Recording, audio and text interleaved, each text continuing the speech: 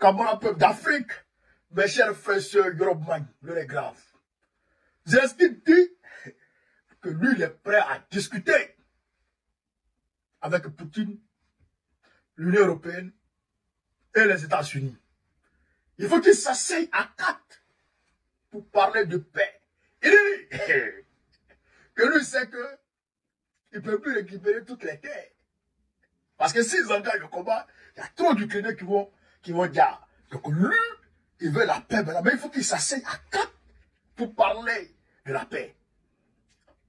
De l'autre côté, Poutine dit, tu n'es pas mon homologue, tu n'es plus légitime, donc tu n'es plus président, moi je ne peux pas m'asseoir avec toi pour parler. Zelensky dit, il faut que tu t'asseyes. Poutine dit, je ne m'assois pas. Ah frère, cette affaire de paix là, comment on va faire pour l'avoir? On va essayer d'écouter cette vidéo attentivement, et puis vous et moi, on va décortiquer. Parce que ça là, il faut qu'on décortique chez Cameroun de l'Afrique.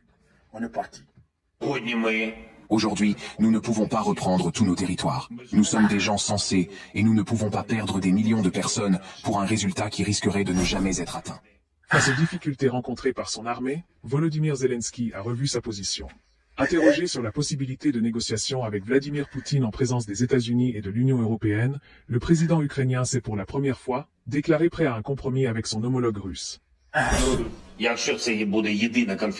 Si cette configuration est la seule qui permette d'apporter la paix aux citoyens ukrainiens et de ne pas perdre des gens, alors nous prendrons part à cette rencontre tous les 4.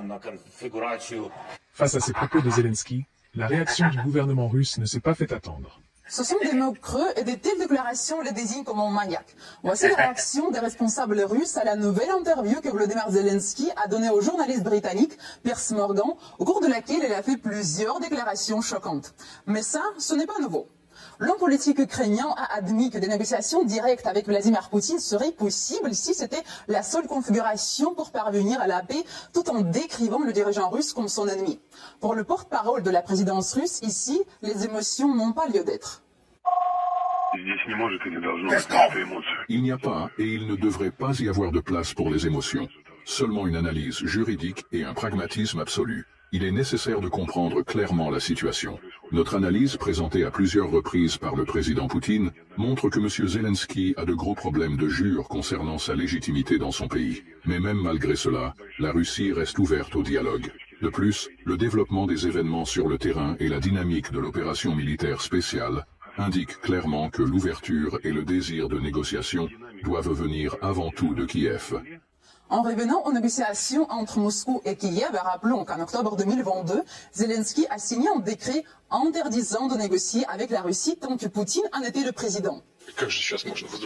Comment peut-on reprendre les pourparlers maintenant s'ils sont interdits? Dans son interview, Zelensky a aussi lancé un ultimatum. Il le fait assez souvent et on en a l'habitude, en déclarant que si les autorités américaines n'acceptaient pas l'Ukraine en tant que membre de l'OTAN, des armes nucléaires devraient lui être données. Une déclaration qui n'a pas laissé indifférent ni Maria Zakharova ni Dmitry Peskov. Les nouvelles déclarations de Zelensky sur la volonté de posséder l'arme nucléaire le désignent comme un maniaque qui considère la planète comme l'objet de ses fantasmes pervers. Elles prouvent que les centrales nucléaires ne sont pas pour lui une source d'énergie pacifique, mais une arme nucléaire sale dont le régime de Kiev a besoin à des fins de chantage.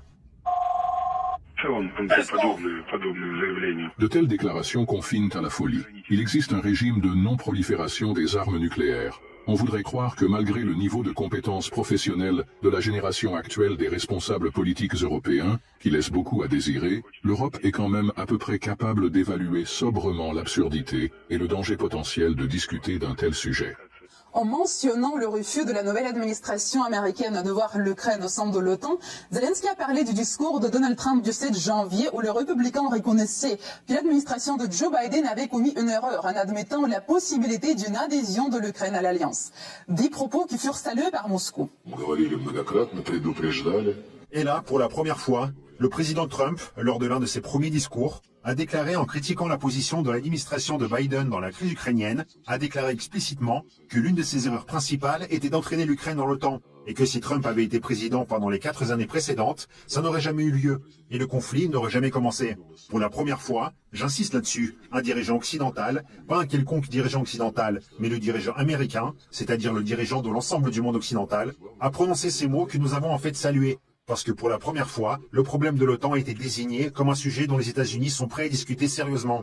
Et ce sont justement les États-Unis, bien évidemment, qui décideront de la position de l'Occident, et donc de la position de Kiev. Mais il y a des moments de lucidité dans cette interview. Zelensky a enfin admis la réalité sur les capacités de l'armée ukrainienne.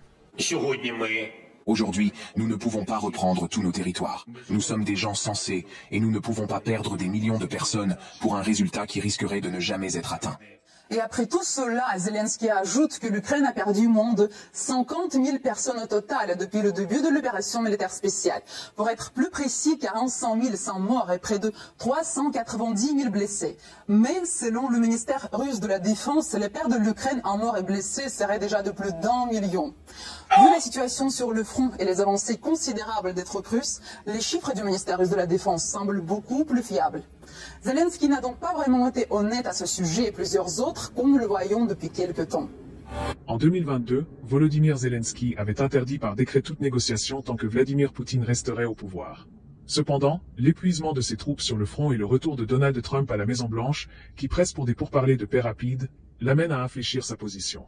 Lundi, le président américain a affirmé vouloir obtenir un accord garantissant aux États-Unis l'accès aux minerais ukrainiens en échange de leur soutien militaire et financier à Kiev. Ces ressources naturelles rares... Oh, camarade peu d'Afrique. C'est grave. C'est grave. Vous avez entendu? Vous avez entendu Zelensky? Vous avez entendu la partie russe à travers son porte-parole, le porte-parole de la présidence, Dmitry Peskov, qui dit en substance que Zelensky n'est pas légitime. Mais malgré tout, il pourrait quand même envoyer des gens pour aller négocier avec Zelensky. Mais Poutine lui-même, il dit il ne va pas. Lui-même dit il ne va pas.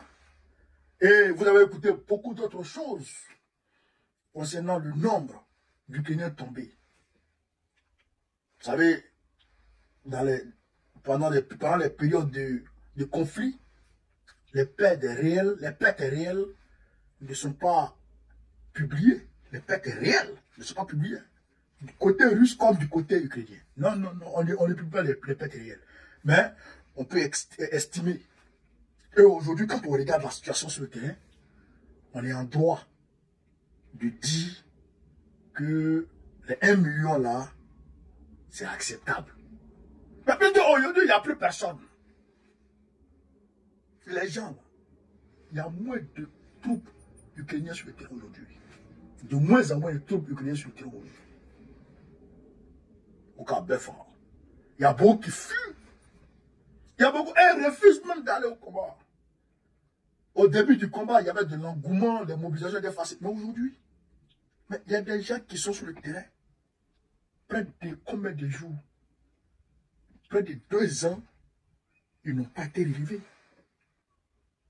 Ils n'ont pas été relevés. Depuis le début du conflit, ils n'ont pas été relevés. Ils ne rentrent pas en famille. Mais quand toi tu as quitté ta position, qui avait été remplacé? Il n'y a personne. Vous comprenez ça? Donc, on est en droit de dire que la version russe là, c'est proche de la vérité quand même. Vous comprenez? Mais de l'autre côté, Trump lui demande des terres en échange des aides. Mais Zelensky a compris que si les terres la finissent, Trump va lui donner aide. Donc, il est mieux dès maintenant d'appeler tout le monde et puis venir parler de paix. Moi, je pense que le gars, il est lucide maintenant. Je pense que cette voie qu'il a prise là, c'est la meilleure. Il n'a qu'à continuer dans ce sens. Il n'a qu'à venir parler de paix. Il n'a qu'à venir parler de paix. Et puis, il n'a qu'à trouver les solutions qu'il faut. Zelensky avait pris une loi s'interdisant et interdisant à tout le monde de discuter avec la Russie. Comme s'il pouvait gagner la guerre. Maintenant qu'il a compris qu'il s'est cogné la tête. Donc, il comprend maintenant en réalité que, frère, c'est illusoire de penser que l'Ukraine peut vaincre la Russie, y compris avec toute l'armada de l'OTAN. C'est illusoire. Donc, maintenant, je pense que Abébé, vive la paix dans le monde, vive l'Afrique libre, vive le panafricanisme, Babo, plus un peu comme notre prochain, Inch'Allah. On est ensemble, les gars. Merci.